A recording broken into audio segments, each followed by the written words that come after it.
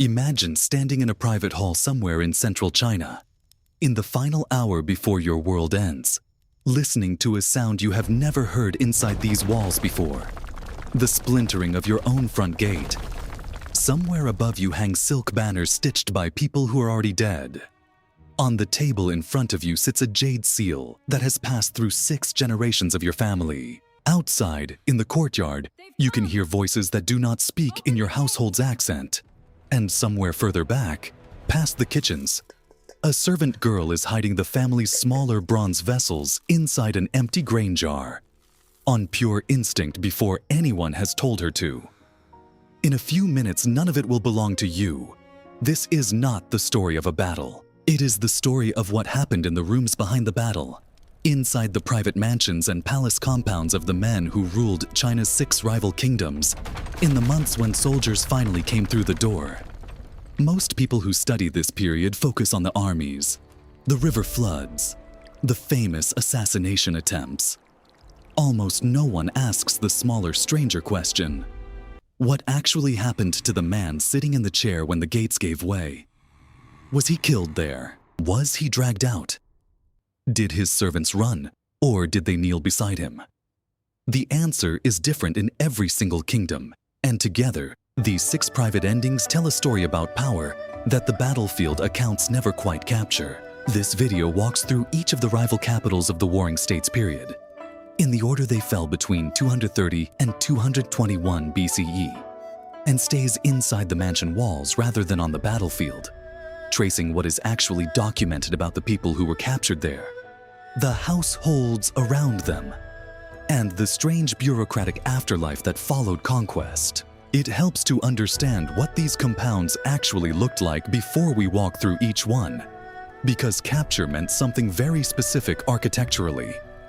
A noble household of this period was never a single building. It was a sequence of walled courtyards, nested one behind another, with the outermost gate guarded lightly and each successive gate guarded more heavily than the last, until you reach the innermost hall where the family's ancestral tablets sat on a private altar, attended daily by whichever household member held that duty. Behind that hall, usually, sat the archive rooms, shelves of bamboo and silk registers recording land grants, tax obligations, and household populations, the unglamorous paperwork that actually made a kingdom function day to day. When soldiers breached a capital, they were rarely hunting for the king first. They were securing those archive rooms, because whoever held the registers could tax and conscript the population the very next morning, while whoever held only the throne hall held nothing but an empty chair. Before we go further, a small note. Most people watching this are doing so on a television screen rather than a phone, which means the subscribe button is easy to miss completely. If you want more of these reconstructions of ancient Chinese history, subscribing genuinely helps this channel keep getting made, and sharing this with even one other person who likes history does more for its future than any single view. Now, back into the mansions. The first kingdom to fall was Han, the smallest and most exhausted of the 7, worn down by decades of being squeezed between Qin and its neighbors. In 230 BCE, a Qin army under the minister Ne Shiteng crossed the Yellow River and reached Han's capital, a walled city the Han called Zheng, standing on the site of modern Xinjiang in Henan province. The city had stood on this ground since the spring and autumn period, and its rammed earth walls, sections of which archaeologists have traced beneath the modern city, had absorbed centuries of sieges. This one ended differently. King An did not wait for his palace gates to be broken. He surrendered the city directly, handing over Han's administrative seals, its census registers, and its remaining military stores intact, apparently hoping that a clean surrender would buy his household some kind of future. It very nearly did, for about 4 years. King An was kept alive, stripped of his title, and held in a kind of administrative limbo, while Qin absorbed Han's territory into a new commandery called Yingchuan. The household registers he handed over were not a minor detail. Qin's entire system of governance depended on knowing exactly how many people lived in every village, how much grain each family owed, and who was eligible for conscription. A level of bureaucratic precision later confirmed by a remarkable archaeological find far to the south. A set of bamboo legal and administrative strips buried in 1975 in a Qin official's tomb at Shuihudi in Hubei, which laid out registration procedures in exhaustive detail. Whoever controlled those Han registers controlled the kingdom's population from the very next morning onward, which is likely why King An's surrender, handing the documents over without a fight, was treated as cooperation rather than resistance, at least at first. Then, in 226 BCE, Han loyalists in the old capital rose in a doomed rebellion against Qin rule. The uprising had nothing to do with King An personally. He was not its leader, and there is no evidence he even knew it was coming. But Qin's response was to execute him anyway, treating the deposed king as a standing security risk simply by existing. The lesson embedded in this first fall is one that would repeat across every kingdom that followed. Surrendering your mansion peacefully did not guarantee your life. It only postponed the question. 2 years after Han fell, Qin turned north toward Zhao, a kingdom that had inflicted some of the worst defeats Qin had ever suffered, thanks largely to one general, Li Mu.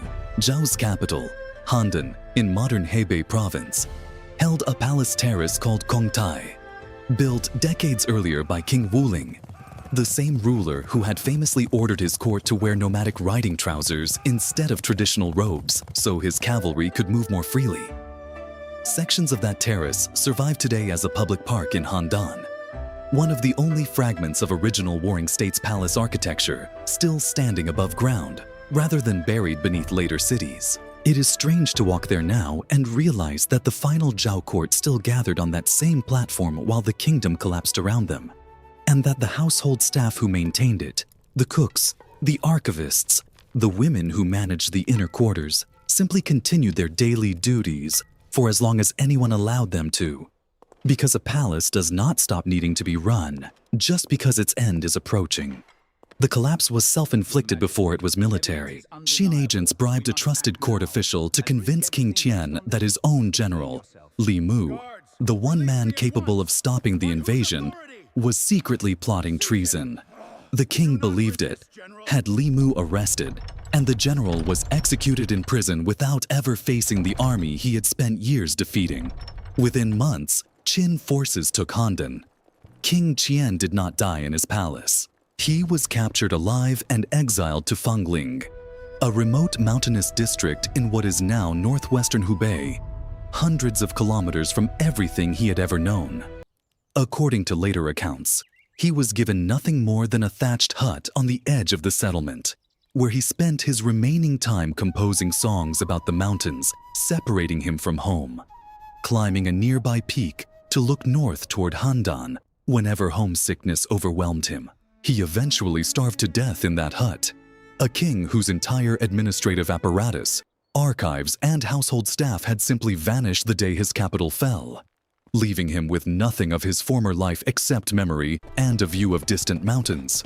His half-brother, Prince Jia, escaped Handan before the gates closed and fled to the northern district of Dai, where Zhao loyalists declared him King of Dai, an act of pure defiance dressed up as a government in exile. This rump state lasted 6 years on borrowed time, propped up by an alliance with the neighboring kingdom of Yan, until Qin finally crushed it in 2222 BCE, capturing Prince Jia and erasing the last administrative trace of the Zhao royal line.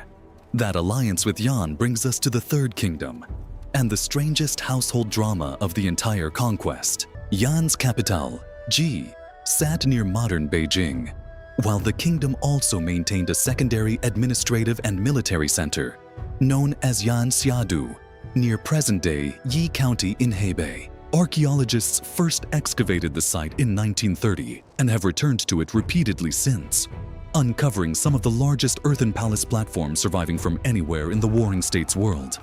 Evidence of just how seriously Yan had invested in fortifying its southern frontier against exactly the kind of invasion that eventually arrived. It was here, and at the royal court in Ji, that Yan's crown prince Dan made the decision that would doom his own family. Dan had once been held as a hostage in the Qin court as a younger man, an experience that left him with a personal hatred for Qin's king that outlasted diplomacy. In 227 BCE, he dispatched an agent named Jing Ke to the Qin court under the pretense of presenting a gift and a map with a poisoned dagger concealed inside a rolled document. The assassination attempt failed inside Qin's own throne hall, and Jing Ke was killed on the spot.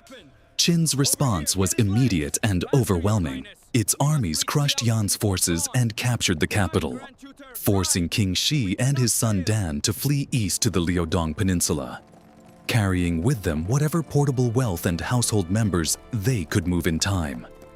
What they could not carry: archives, ancestral tablets, ceremonial vessels accumulated over generations, was abandoned inside the captured palace halls at Ji.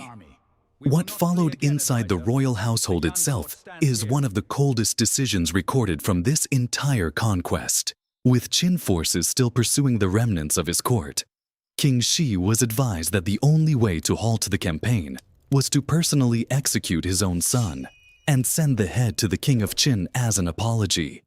He did exactly that. Crown Prince Dan, the man whose assassination plot had triggered the entire invasion, was killed on his own father's order, inside what remained of the Yan court in exile, and his severed head was delivered to Qin as a peace offering. It worked for 3 years. Then, in 212 BCE, Qin forces finally caught up with what was left of the Yan court in Liaodong and captured King Shi himself, ending the kingdom for good. There was no grand final battle for his personal mansion. There was simply an old man, already broken by what he had ordered done to his own child, taken into custody at the edge of the known world. The fourth kingdom to fall was Wei, and its ending is the most physically dramatic of the 6, because Qin did not storm Wei's capital so much as drown it. Daliang, modern Kaifeng in Henan, sat at the meeting point of several rivers and canals, a position that had made it nearly impregnable to direct assault for over a century, protected further by a wide moat and a series of drawbridges at each of its main gates. In 225 BCE, the Qin general Wang Ben gave up on storming the walls and instead spent 3 months redirecting the Yellow River and the Han Canal directly into the city, an engineering project that required his own troops to dig new channels under fire while continuing to maintain the siege at the same time. A combination of patience and brute civil engineering rarely attempted on this scale anywhere else in the period. The resulting flood killed more than 100,000 people, soldiers and ordinary residents alike, and eventually breached the walls from the inside, leaving King Jia no choice but to surrender from whatever dry ground remained of his palace compound. The historical record on what happened to King Jia personally is unusually thin. The records of the grand historian, normally meticulous about the fates of fallen kings, says nothing at all about his end, an absence that several later sources, including the Ziji Tongjian, fill in by stating plainly that he was executed by the Qin army once the waters receded enough to take him into custody. What we know archaeologically is almost more haunting than any written account. Modern Kaifeng sits on layer after layer of buried cities, the result of repeated flooding over more than 2,000 years. And the foundations of Wei's royal Daliang are believed to lie somewhere in those deep underground strata, never excavated, sealed beneath the modern city like the closing page of a book no one has reopened. The fifth kingdom, Chu, was by far the largest territory Qin ever had to conquer, and its final royal court tells a story of betrayal from within rather than simple defeat. Chu's capital by this point was Shouchun, in present-day Shou County in Anhui Province, a city the Chu court had moved to decades earlier after losing its older heartland further west. Qin's first invasion attempt, launched with a smaller force than its general Wang Jian had recommended, ended in a humiliating ambush by the Chu general Shang Yan. It took a second campaign, with 600,000 Qin soldiers under Wang Jun himself, fought with deliberate patience over more than a year, before Chu's field army was finally destroyed and Shang Yan killed in the retreat. Shuchun fell in 223 BCE. King Fuchu was captured inside the city, And in an almost bureaucratic insult to his former rank, he was not executed or exiled with any ceremony at all. He was simply stripped of every title and reduced to the status of an ordinary commoner. The bluntest possible erasure available to Qin's administrators, who seemed almost uninterested in him once his capital had fallen. Remaining Chu loyalists tried to keep resistance alive by declaring Fuchu's own brother, known as Lord Changping, the new king. But he was defeated and killed within the year by the Qin general Meng Wu, extinguishing the last organized claim to the Chu throne. The following year, Qin forces pushed further south and east into the Wuyue region around the lower Yangtze, capturing the surviving descendants of the even older royal house of Yue. A reminder that Chu's fall pulled an entire older layer of regional nobility down with it. What makes Chu's loss feel especially heavy is the sheer craftsmanship that disappeared with it. Chu noble tombs excavated across modern Hubei, Hunan, and Anhui have produced lacquerware, silk, and bronze work of a sophistication that rivaled anything else in the Warring States world. A regional artistic tradition built over centuries that had no equivalent transmission point once its royal patronage collapsed in a single afternoon at Shouchun. The sixth and final kingdom, Qi, offers the strangest contrast of all. Because its mansion was never actually stormed, Xi's capital, Linzi, in modern Shandong province, had spent decades cultivating wealth and intellectual prestige rather than military strength, home to the famous Jixia Academy, where philosophers and strategists from across the rival kingdoms debated openly under state patronage, drawing some of the most original thinkers of the era to a single walled enclosure. Sections of Linzi's rammed Earth City walls still rise from the surrounding farmland today, among the better preserved capital fortifications of the entire period. A quiet reminder of just how seriously the kingdom had once taken its own defense before decades of bribery and neutrality hollowed that defense out from the inside. Qi's chief minister, Ho Sheng, had been quietly paid by Qin years earlier to keep the kingdom passive while its neighbors fell one by one. When Qin's army finally marched into Linzi in 221 BCE, there was no flood, no siege, no breach of any gate. The city's defenses simply were not used. King Jian's own household surrendered without a single recorded skirmish inside the palace grounds, the only one of the 6 royal mansions in this story that fell in total silence.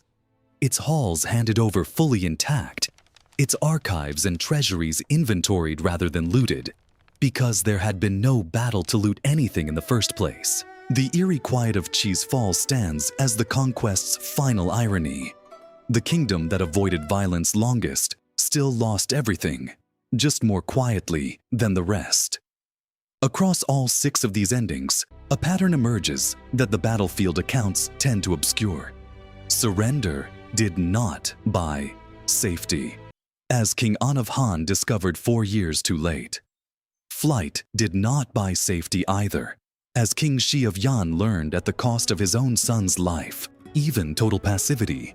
The strategy Qi chose above all the others only delayed the same outcome by a matter of months. What Qin's administrators wanted from each captured mansion was never really the king himself.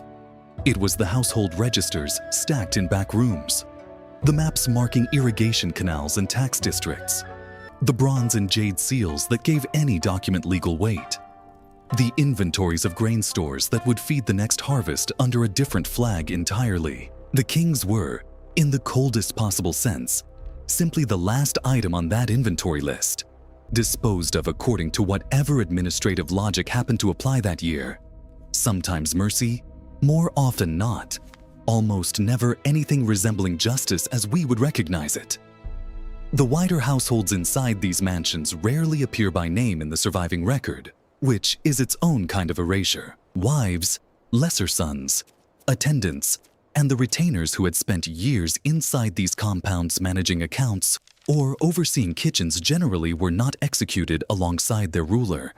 Most were simply absorbed into the new administrative order, their names entered onto fresh Qin registers as ordinary households, their former rank meaning nothing at all under the new system. A woman who had once managed the inner quarters of a royal palace might, within a year, be recorded as the head of an unremarkable rural household paying ordinary taxes, her entire previous identity surviving nowhere except in her own memory.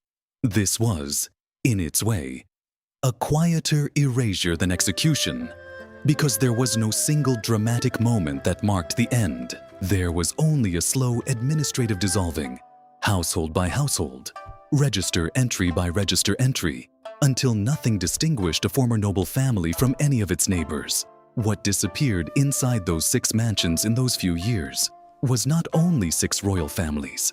It was 6 distinct administrative traditions, 6 sets of court rituals, 6 regional dialects of governance that had each evolved independently for 2 centuries. All of it folded without ceremony into a single uniform system designed in Xianyang. The ancestral tablets inside Zhao's palace at Handan, inside Chu's halls at Shouchun, inside Yan's court at Ji, were never given any formal closing rite. They were simply left behind, abandoned mid-ritual. The spiritual continuity between the living and the dead of 6 royal houses, severed in the space of a single afternoon per kingdom, with no one left who had the authority to perform the final rites that should have marked an ending. History remembers this period as unification, a single clean word for an extraordinarily complicated decade. But unification looked different from inside each of these rooms. It looked like a thatched hut on a mountain in Hubei, where a king sang about a city he would never see again. It looked like a father ordering his son's death to save what little remained of a fleeing court. It looked like silence in a wealthy capital that chose surrender over any final stand at all. The people who lived through these 6 afternoons never knew they were witnessing the last private moments of the Warring States period. They only knew that the door had finally given way, and that whatever came next would not belong to them. And if 6 mansions fell this quietly, each in its own particular way, the next question follows naturally. What did it actually feel like to live inside the empire that absorbed them all? In the strange, untested years, immediately after one ruler's law replaced 6 different ways of living almost overnight,